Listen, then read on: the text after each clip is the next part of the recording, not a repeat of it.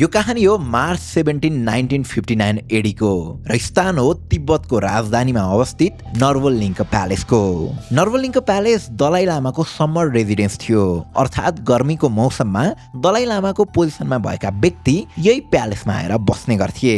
त्यस दिन समय दिउँसोको करिब 4 बजेको हुँदो ठुलो आवाज निकाल्दै एकदमै अप्रत्याशिलो तरिकाले दुईवटा बारुद गोला नर्वलिङ्क प्यालेस नजिकै खस्छ। निकै भव्य, सुन्दर र शान्त प्यालेसको रूपमा प्रख्यात नर्वलिङ्क प्यालेसमाथि त्यसअघि कहिले पनि आक्रमण भएको थिएन। आक्रमण हुँदा नर्वलिङ्क प्यालेसभित्र तिब्बतका 14औं दलाई लामा 23 वर्षीय तेन्जिङ ग्यात्सो उपस्थित थिए। दलाई लामा केवल एउटा धार्मिक गुरु मात्र नभएर त्यति बेला तिब्बतका राजनीतिक नेता पनि थिए। त्यसैले आफ्नै निवासमाथि आफू भइरहेको बेलामा आक्रमण भए पछाडि धेरैले अब तिब्बतले दलाई लामाको सुरक्षाको लागि कुनै ठुलो मिलिटरी अपरेसन वा काउन्टर अट्याक गर्छ भन्ने अपेक्षा गरेका थिए। तर भइदियो ठिक उल्टो। त्यही साँझ नर्वलिङ्क प्यालेसको दक्षिण ढोकाबाट करिब 20 जनाको टोली पालै पालो बाहिर निस्कन्छ र साउदर्न बोर्डरतर्फ प्रस्थान गर्छ। खासमा उनीहरू आफ्नो राज्य तिब्बत छोडेर अनिश्चित कालको लागि नेपाल हुँदै इन्डिया प्रस्थान गर्दै थिए। यसरी आक्रमण पश्चात तिब्बत छाड्ने 20 जना मध्ये एक थिए तिनै दलाई लामा। आजभन्दा 67 वर्ष अगाडि नै यसरी तिब्बत छोडेर इन्डिया गएका दलाई लामा त्यसपछि कहिल्यै पनि तिब्बत फर्किएका छैनन्। तर दलाई लामा आफ्नै देश र आफ्नै जनता छाडेर किन भाग्नु पर्यो त? त्यो दिन नर्वलिङ्क प्यालेसमाथि कसले र किन आक्रमण गरेको थियो त? दलाई लामा भनेको चाहिँ के हो र तिब्बत र चाइनाको सङ्घर्षमा नेपालभित्रका फ्री तिब्बत मुभमेन्ट र टिओबी जस्ता ग्रुपहरू कसरी कनेक्ट हुन्छन् त? आउनुहोस् यी सबै प्रश्नको उत्तर खोज्ने प्रयास गरौँ आजको इनडेप्थ स्टोरीमा। प्रस्तुत छ the exiled life of 14th Dalai Lama. Chapter 1 who is Dalai Lama? Dalai Lama एउटा मङ्गोलियन शब्द हो जसमा दलाईको अर्थ महासागर हुन्छ र लामाको अर्थ गुरु हुन्छ। त्यसैले दलाई लामा भनेको ज्ञानको महासागर भन्ने बुझिन्छ। त्यस्तै तिब्बतियन बुद्धिज्ममा दलाई लामालाई चेनरेजीको पुनर्जन्म मानिन्छ। अब पुनर्जन्म भन्नाले तिब्बतियन बुद्धिज्ममा मृत्यु पश्चात आत्मा फेरि अर्को शरीरमा जान्छ भन्ने विश्वास हो। त्यस्तै चेनरेजी भनेको चाहिँ बोधिसत्वबाट आएको शब्द हो। बोधिसत्व भनेको अरूको कल्याणका लागि आफ्नो जीवन समर्पित गर्ने व्यक्ति हो। बोधिसत्वहरू मध्ये करुणाका प्रतीक जसलाई भगवानकै दर्जामा राखिन्छ त्यस व्यक्तिलाई तिब्बतियन भाषामा चेनरेजिक भनिन्छ। त्यसैले तिब्बतियनहरूले दलाई लामाको पुनर्जन्म हुन्छ र उनी भगवान शरण नै हुन्छन् भन्ने विश्वास गर्छन्। यही विश्वास सहित 14औं शताब्दीका गेन्डुप ड्रुपलाई पहिलो दलाई लामा मानिन्छ। तर रोचक कुरा चाहिँ के छ भने उनले आफ्नो जीवनकालमा दलाई लामा भन्ने उपाधि कहिल्यै पनि पाएनन्। एकैचोटि 1578 एडीमा मङ्गोल राजा एल्टन खानले सोनाम ग्यात्सोलाई पहिलो पटक दलाई लामाको उपाधि दिन्छन्। तर सोनामलाई पहिलो नभएर तेस्रो दलाई लामा मानिन्छ र उनीभन्दा अगाडिका गेन्डुप ड्रुप र गेन्डुप ग्यात्सोलाई क्रमशः पहिलो र दोस्रो दलाई लामाको मान्यता दिन्छ। अहिलेका दलाई लामा 14औं दलाई लामा हुन्। अब त्यो बेलासम्म दलाई लामा केवल एउटा धार्मिक पद मात्र थियो, कुनै पोलिटिकल पद थिएन। तर दलाई लामा चाहिँ केवल धार्मिक गुरुबाट तिब्बतको राजनीतिक नेता नै चाहिँ कसरी बने त? त्यो समयमा तिब्बत एउटा एकीकृत राज्य थिएन। त्यही भित्र पनि सासाना राज्यहरू थिए जसभित्र शासकहरू डिफ्रेन्ट थिए। ती शासकहरू र बुद्धिस्ट स्कुलहरू बीच चाहिँ सधैँ सत्ताको सङ्घर्ष चलिरहन्थ्यो। तिनै मध्येको वान अफ द स्कुल गेलुङ स्कुलले चाहिँ आफ्नो अस्तित्व जोगाउन बाहिरबाट सहयोग खोज्न थाल्छ र त्यो सहयोग बन्छन् मङ्गोलका राजा गुसी खान। गुसी खान 1637 मा लासा आएर 5औं दलाई लामा लोसाङ ग्यात्सोसँग भेट्छन् र यो भेटको 4 वर्ष पछाडि 1641 मा गुसी खानको फौजले साङमा आक्रमण गरेर 1642 अप्रिलमा साङका राजालाई आत्मसमर्पण गर्न बाध्य बनाउँछन्। यो विजय पछाडि एउटा औपचारिक समारोहमा गुसी खानले तिब्बतको राजनीतिक अधिकार 5औं दलाई लामालाई अर्पण गर्छन् र त्यही समयदेखि दलाई लामाको पद केवल धार्मिक गुरु मात्र नभएर तिब्बतको राजनीतिक नेतृत्वसँग पनि जोडिन थाल्छ। अब अर्को च्याप्टरमा प्रवेश गर्नुभन्दा पहिला हामीले यो च्याप्टरमा पुनर्जन्मको कुरा गर्यौं। पुनर्जन्म अर्थात् रिइन्कार्नेसन एउटा धार्मिक विश्वास हो जहाँ मानिसको मृत्यु भए पछाडि ऊ फेरि अर्को रूप लिएर जन्मिन्छ भन्ने मानिन्छ। यस विषयमा विज्ञानसँग ठोस प्रमाण छैन, तर मेडिकल साइन्सले भने एउटा कुरा प्रमाणित गरिसकेको छ। एउटा मान्छेको मृत्युले अर्को मानिसलाई जीवन दिन सक्छ। तपाईले अङ्ग प्रत्यारोपण अर्थात् ट्रान्सप्लान्टको बारेमा सुन्नुभएको छ। संसारका धेरै देशहरूमा अङ्गदानले हरेक वर्ष हजारौं मानिसलाई दोस्रो जीवन दिन्छ। नेपालमा पनि यस्ता सयौं परिवार छन् जसले प्रत्यारोपण पछाडि आफ्नो प्रियजनलाई फेरि घर फर्किएको देखेका छन्। यही यात्रामा किस ट्रान्सप्लान्ट सेन्टर अत्याधुनिक प्रविधि, अनुभवी प्रत्यारोपण विशेषज्ञ, मल्टिडिसिप्लिनरी सेवा र अन्तर्राष्ट्रिय मापदण्ड अनुसारको उपचार प्रणाली सहित काम गरिरहेको छ। 2077 सालमा मृगौला प्रत्यारोपणको अनुमति पाएदेखि केवल 5 वर्षमै किस ट्रान्सप्लान्ट सेन्टरले 200 भन्दा बढी सफल मृगौला प्रत्यारोपण सम्पन्न गरिसकेको छ। त्यसैगरी मृगौला र कलेजो दुवै प्रत्यारोपण गर्ने अनुमति पाउने नेपालकै पहिलो निजी अस्पताल भनेको किस टिचिङ हस्पिटलले नेपालमै पहिलो पटक लिभिङ ड्युअल अर्गान ट्रान्सप्लान्ट सफलतापूर्वक सम्पन्न गर्यो। यो उपलब्धिलाई नेपाल सरकारले progress of health and population sector रिपोर्टमा समेत उल्लेख गरेको छ। यति मात्र होइन, situs inversus donor, brain tumour donor र पेयर एक्सचेन्ज ट्रान्सप्लान्ट जस्ता जटिल प्रत्यारोपणहरू पनि किस ट्रान्सप्लान्ट सेन्टरको अनुभवी टोलीले सफलतापूर्वक सम्पन्न गरिसकेको छ। त्यसैले पुनर्जन्म त होइन, तर कसैको जीवनलाई दोस्रो अवसर दिने प्रयासमा किस ट्रान्सप्लान्ट सेन्टर निरन्तर लागिरहेको छ। थप जानकारी र सम्पर्क विवरण डिस्क्रिप्सनमा छ। हुन त हामी सबैको त्यो दिन कहिल्यै नआओस् भन्ने चाहना छ, तर कहिल्यै तपाईँको परिवारका कसैलाई यस्तो आवश्यकता पर्यो भने एकपटक किस ट्रान्सप्लान्ट सेन्टर बारे जानकारी लिन सक्नुहुन्छ। ओके, अब लागौँ अर्को च्याप्टरतर्फ। Chapter 2 the rise of 14th Dalai Lama. अब धार्मिक तथा राजनीतिक दुवैको एकीकृत शक्ति भइसके पछाडि दलाई लामा छान्ने प्रक्रियाबारे चर्चा र बहस सुरु हुन थाल्छ र तिब्बतियन बुद्धिस्ट कन्सेप्ट तल्कुको दलाई लामाको छनौट प्रक्रियालाई मृत रूप दिइन्छ। तिब्बतियन बुद्धिज्मको मान्यता अनुसार एउटा महान लामाको मृत्युपछि उनको चेतना एउटा नयाँ शरीरमा पुनर्जन्म हुन्छ र त्यही पुनर्जन्मित लामालाई तल्कु भनिन्छ। नयाँ दलाई लामाको चयन गर्दा लामाहरूले एउटा बच्चा रोज्छन् र त्यो बच्चा नयाँ दलाई लामा हो कि होइन भनेर पहिचान गर्नका निम्ति उसको अगाडि अघिल्ला दलाई लामाका वस्तुहरू अरू सामानहरूसँग मिसाएर राखिन्छ र यदि त्यो बालकले सही सामान चिन्यो भने उनलाई नै नयाँ दलाई लामाको मान्यता प्रदान गरिन्छ। त्यसपछि तिब्बतियन बुद्धिज्ममा दलाई लामा पछिका महत्त्वपूर्ण धर्मगुरु पेचान लामाले त्यो बालकलाई पूर्ण रूपमा भिक्षु अर्थात् मङ्क बनाउँछन् र नयाँ दलाई लामाको नाम दिन्छन्। अब यसरी चल्दै आएको दलाई लामाको प्रणालीलाई निरन्तरता दिँदै 1933 AD मा 13औं दलाई लामाको निधनपछि परम्परा अनुसार नयाँ उत्तराधिकारीको खोजी तीव्र गतिमा हुन थाल्छ र त्यो खोज तिब्बतको आम्दो प्रदेशमा रहेको तक्सेतर नामक एउटा सानो गाउँमा आएर टुङ्गिन्छ। तिब्बतियन पात्रो अनुसार हरेक 60 वर्षमा आउने विशेष उड होग इयरको 5औं महिना र 5औं दिन अर्थात् 1935 AD मा एउटा सामान्य किसान परिवारमा जन्मिएका लामो थन्डुप दलाई लामाको उत्तराधिकारीको रूपमा रोजिन्छन्।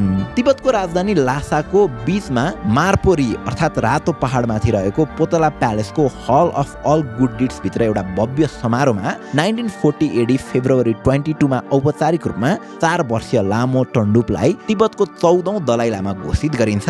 पछि तिनै लामो थन्डुपको स्पिरिचुअल नेम जेत्सुन जाम्पेल नामवाङ लोबसाङ याजी तेन्जिङ ग्यात्सो अथवा छोटकरीमा तेन्जिङ ग्यात्सो बन्छ। च्याप्टर 3 द फल अफ तिब्बत। यसको करिब 1 दशक पछि 1949 AD मा तिब्बतसँग सिमाना जोडिएको चाइनामा माओ जेडाङको कम्युनिस्ट पार्टी सत्तामा आउँछ र यो सँगसँगै अक्टोबर 7, 1950 AD मा चाइनाको पिपल्स लिबरेसन आर्मी PLA ले तिब्बतको पूर्वी प्रदेश चाम्दोमाथि आक्रमण गरेर क्रमशः तिब्बतलाई नियन्त्रणमा लिने प्रोसेस सुरु गर्छ, जसकै परिणामस्वरूप 1951 AD मे 23 का दिन चाइनिज गभर्नमेन्ट र दलाई लामा बीच लासामा एउटा एग्रिमेन्ट हुन्छ, 17 point agreement for peaceful liberation of Tibet. यो एग्रिमेन्ट अनुसार तिब्बतले चाइनाको सोभरेन्टी स्वीकार गर्छ, यानि कि चाइनाकै राज्य बन्न तयार हुन्छ, तर त्यसको बदलामा चाइनाले तिब्बतलाई उसकै कल्चर र रिलिजियस सिस्टमसँग चल्न दिने भन्ने थियो। दलाई लामाले आफ्नो autobiography my land and my पिपलमा लेखेका छन् तिब्बत सरकारले त्यो सम्झौतालाई कहिल्यै स्वीकार गर्ने थिएन, तर अस्वीकार गरेको खण्डमा तिब्बतमा अझै धेरै रक्तपात र विनाश हुने निश्चित थियो। अब यसैबीच 1954 AD मा चाइनिज सरकारले दलाई लामालाई बेजिङ आउन निम्तो दिन्छ। यो भेट दुई देश देशको एउटा ऐतिहासिक भेट हुनेवाला थियो। तर यो निम्तोले तिब्बतीयनहरूबीच दलाई लामालाई चाइनाले फर्किन नदिने हो कि भन्ने डरको माहौल उत्पन्न गर्छ। तिब्बतीयन जनतालाई आफू 1 वर्ष पछाडि फर्किने भनेर आश्वासन दिँदै दलाई लामा 10 सदस्यीय प्रतिनिधि मण्डलका साथ बेजिङतिर लाग्छन्। बेजिङको त्यो भेटमा माओ जेदाङले दलाई लामा सामु धर्मप्रति आफ्नो सोच अगाडि राख्दै धर्मलाई देशको प्रगति रोक्ने विषसँग तुलना गर्छन् र तिब्बत र मङ्गोलिया दुवै यो विषले ग्रसित छ भनेर भनिदिन्छन्। माओको यो भनाइले दलाई लामाको स्मृतिमा गहिरो प्रभाव पार्छ। Chairman Mao Zedong come closer to me and express to me, your mind is very scientific minded, wonderful. Religion is opium.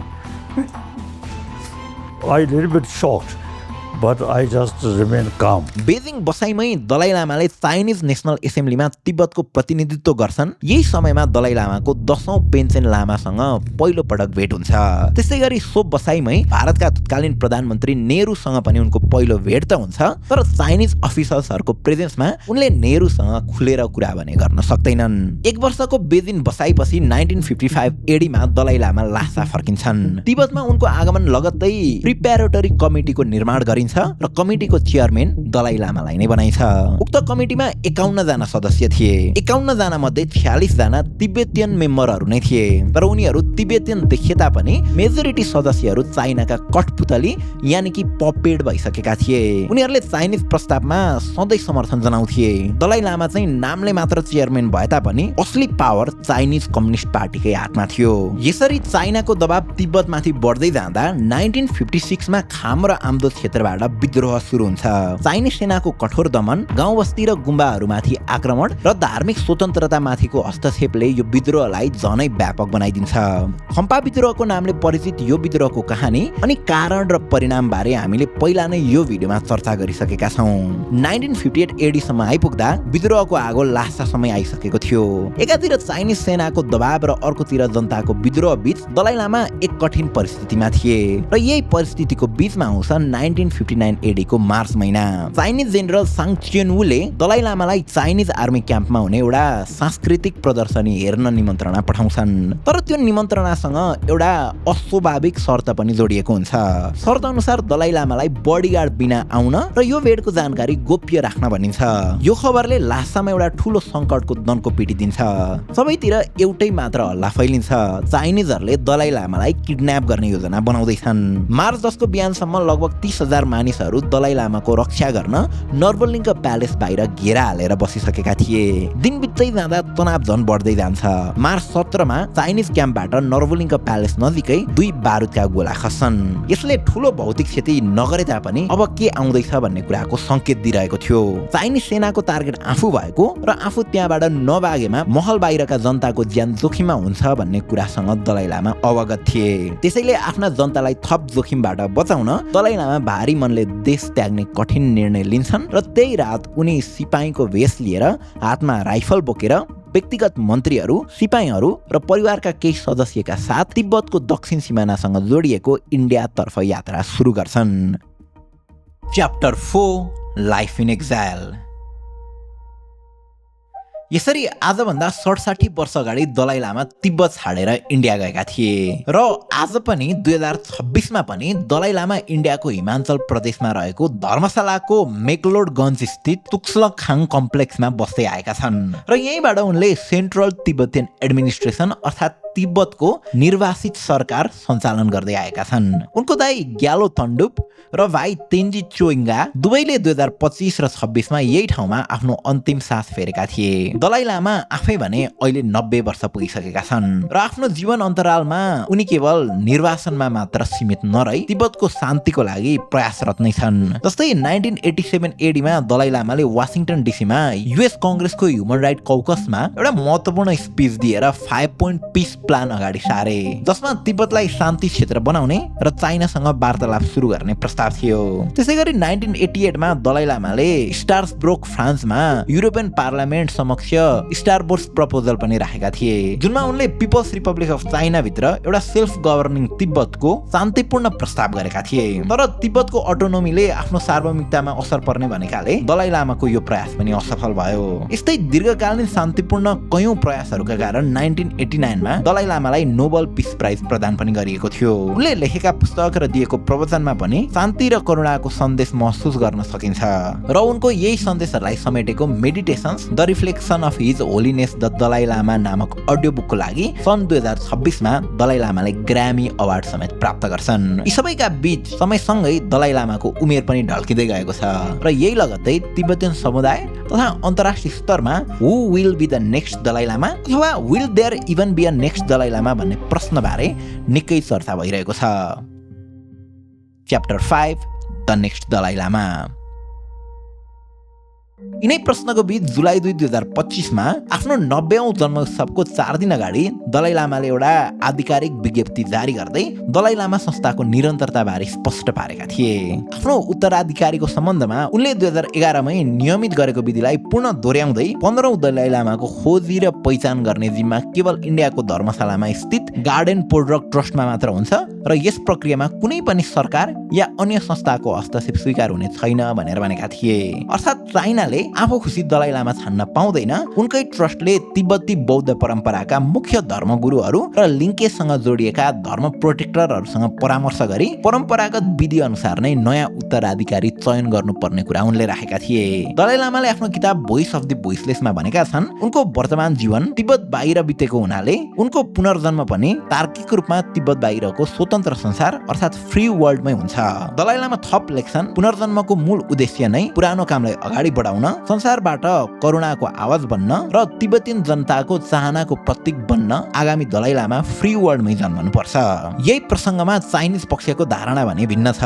जुलाई 2, 2025 मा बेजिङमा आयोजित रेगुलर प्रेस ब्रिफिङमा चाइनिज फरेन मिनिस्ट्रीकी स्पोक्सपर्सन माओ निङले दलाई लामाको रिइन्कार्नेसन प्रक्रिया धार्मिक परम्परा र ऐतिहासिक रीतिरिवाज अनुसार हुन पर्ने हो, तर त्यो प्रक्रियाले चाइनिज कानुन र नियम पनि पालन गर्नुपर्छ भन्छिन्। उनको अनुसार दलाई लामाको उत्तराधिकारीको चयन domestic search, golden earn drawing र सेन्ट्रल गभर्नमेन्टको अप्रुभलको प्रक्रियाबाट मात्रै अगाडि बढ्न सक्छ। चाइनिज पक्षको यो इन्टरभेन्सनको एउटा प्रत्यक्ष उदाहरण पञ्चेन लामाको घटनाक्रममा देखिन सक्छ।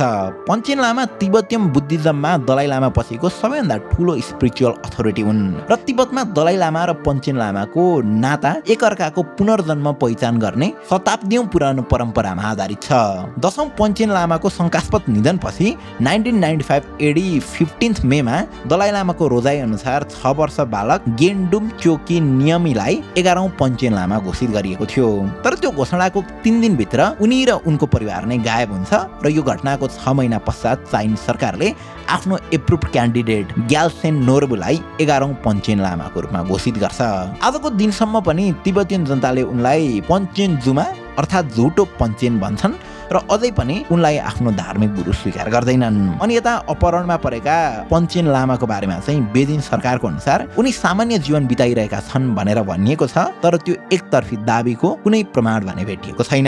यसरी 11औं पञ्चेन लामासँग भएको यो घटना भावी दलाई लामासँग हुने घटनाको ब्लुप्रिन्ट बन्न सक्ने अनुमान लाउन खासै गाह्रो पर्दैन। स्वयं दलाई लामाले 2004 एडीमा टाइम म्यागजिनसँग कुरा गर्दै यो खतराबारे सङ्केत पनि गरेका थिए। उनका अनुसार चाइनाले पञ्चेन लामाको घटनाक्रमलाई दोहोर्याउँदा भविष्यमा एकैपटक 2 जना दलाई लामा हुन सक्ने स्थिति सिर्जना हुन सक्छ। एक जसलाई तिब्बती जनताले आफ्नो आशा र परम्परा अनुसार स्वीकार गर्छन् र अर्को जसलाई चाइनिज सरकारले राजनीतिक प्रयोजनका लागि जबरजस्ती नियुक्त गर्छ भनेर भनेका थिए। यसरी हेर्दा अब अहिलेका दलाई लामाको मृत्यु पश्चात 2 जना दलाई लामा हुन सक्ने सम्भावना छ। एक जसलाई चाइनाले आफ्नो भूमिभित्रबाट छान्छ र अर्को जसलाई दलाई लामाको ट्रस्टले फ्री वर्ल्ड यानि कि आफ्नो डायस्पोराबाट छान्छ। त्यसो भएको खण्डमा अबको दलाई लामा इन्डिया या नेपालमै जन्मिएको व्यक्ति हुन सक्ने सम्भावना पनि छ। अब यो कुराको नेपाल कनेक्सन र हाम्रो जियोपोलिटिकल पोजिसनमा प्रवेश गर्नुभन्दा अगाडि सुरुमा क्विकली दलाई लामाको केही कन्ट्रोभर्सिजको पनि कुरा गरौँ है त। Chapter 6 controversies. सधैँ शान्ति र आध्यात्मिकताको कथा सुनाउने दलाई लामाको जीवन विवादबाट पनि मुक्त भने रहेन। जस्तै सबैभन्दा ठुलो र वेस्टर्न वर्ल्डलाई झस्काउने घटना फेब्रुअरी 2023 मा भएको थियो।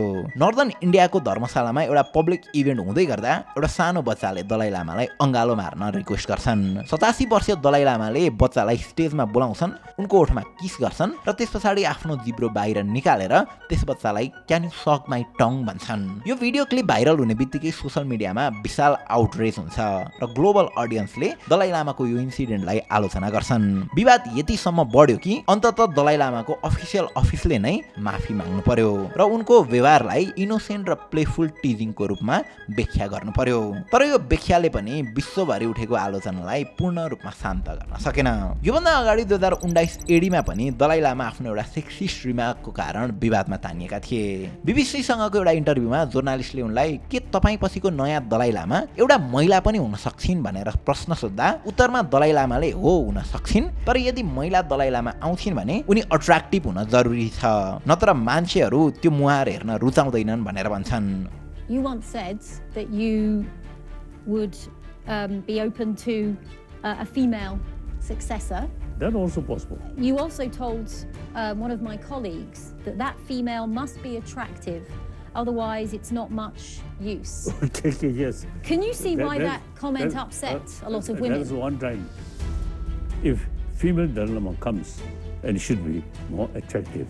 If female Dalai Lama, oh God, then people, I think, prefer not see that face. यो बयान इन्टरनेटमा आएपछि जेन्डर इक्वालिटी एडभोकेट्स र ग्लोबल अडियन्समा असन्तुष्टि देखियो। पछि दलाई लामाको अफिसले अफिसियल स्टेटमेन्ट जारी गर्दै यो बयान 1992 मा तत्कालीन भग म्यागजिनको पेरिस एडिटरसँग गरेको एउटा हार्मलेस मजाकको सन्दर्भमा भनिएको कुरा हो भनेर भन्छन्। त्यस्तै सेप्टेम्बर 2018 एडीमा स्विडेनको माल्मोमा भएको एउटा कन्फरेन्समा दलाई लामाले रेफ्युजी क्राइसिसको सन्दर्भमा I think Europe belongs to the European भनेर आफ्नो भ्यू पोइन्ट अघि सारेका थिए। उनले अगाडि उनकै शब्दमा थपेका थिए, receive them, help them, educate them, but ultimately they should develop their own country. उनको दाबी थियो कि युरोपले टेम्पोररी सहयोग त गर्न पर्छ, तर रेफ्युजीहरू अन्ततः आफ्नै देश फर्केर त्यो ठाउँको विकासमा लाग्नुपर्छ। European countries must provide shelter to them, and particularly children should provide facility for education. Then the aim is eventually they should return their own land to rebuild their own country. Ironic कुरा के थियो भने दलाई लामा आफै एक refugee हुन् जसको तिब्बतबाट इन्डियामा अजाइलमसम्मको journey हामीले भिडियोमा कभर गरेका छौँ। विवाद बढ्दै गए पछाडि उनको टिमद्वारा उनको कुरा कन्टेक्स्ट बाहिर प्रस्तुत भएको जनाउँदै उनको मुख्य सन्देश रेफ्युजीहरूलाई सहयोग र शिक्षा दिनुपर्ने भएको भनेर स्पष्ट पारिन्छ। तर युरोपसँग सम्बन्धित दलाई लामाको यो पहिलो कन्ट्रोभर्सी थिएन। 2016 एडीमा पनि जर्मन न्युजपेपर फ्राङ्कफुर्टर एल्जिमाइन ज्याटुङसँग उनले Europe for example Germany cannot become an Arab country अनि युरोपमा धेरै नै रेफ्युजी छन् भनेर स्टेटमेन्ट अघि सारेका थिए। Chapter 7 the Nepal dilemma.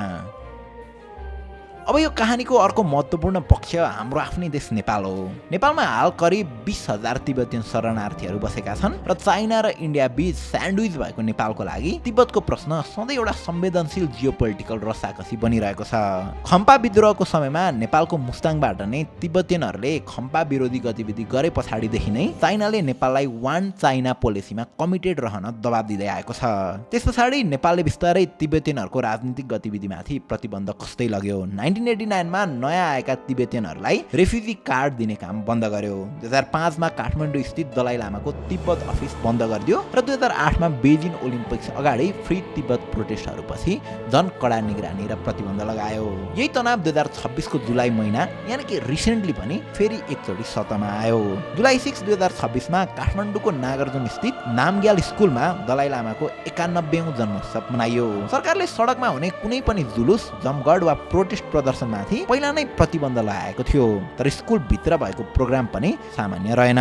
कार्यक्रममा अमेरिका, फ्रान्स, अस्ट्रेलिया र युरोपियन युनियनका राजदूतहरू उपस्थित भएका थिए, जसले गर्दाखेरि यो कुराले बाहिरी मिडियाहरूमा ठूलो स्थान पायो। त्यसपछि विपक्षी दलहरूले खुलेरै विरोध जनाउन थाले। पूर्व प्रधानमन्त्री झलनाथ खनालले यसलाई एन्टी नेसनल भनेर आरोप लगाए र 7 जना पूर्व राजदूतहरूले संयुक्त विज्ञप्ति निकालेर नेपालको वान चाइना पोलिसी कमजोर बन्दैछ भनेर चिन्ता व्यक्त गरे। संसदमा नै नेपाल कम्युनिस्ट पार्टीका सांसद प्रकाश कुमार हमालले यो घटना टिओबीसँग जोडिएको हो कि भनेर सरकार समक्ष प्रश्न राखे। दलाई लामाको 91औं जन्मोत्सव नागार्जुन नगरपालिकाको कुनै एउटा विद्यालयमा त्यहाँ सम्पन्न गरियो भन्ने खालका न्युजहरू बाहिर आएका छन्। त्यसमा विदेशी कूटनीतिहरू संलग्न भयो भन्ने कुरा आएको छ। के हामीले असंलग्न परराष्ट्र नीतिलाई अब विस्तारै त्यहाँबाट डिपार्चर गर्न खोजेका हौँ?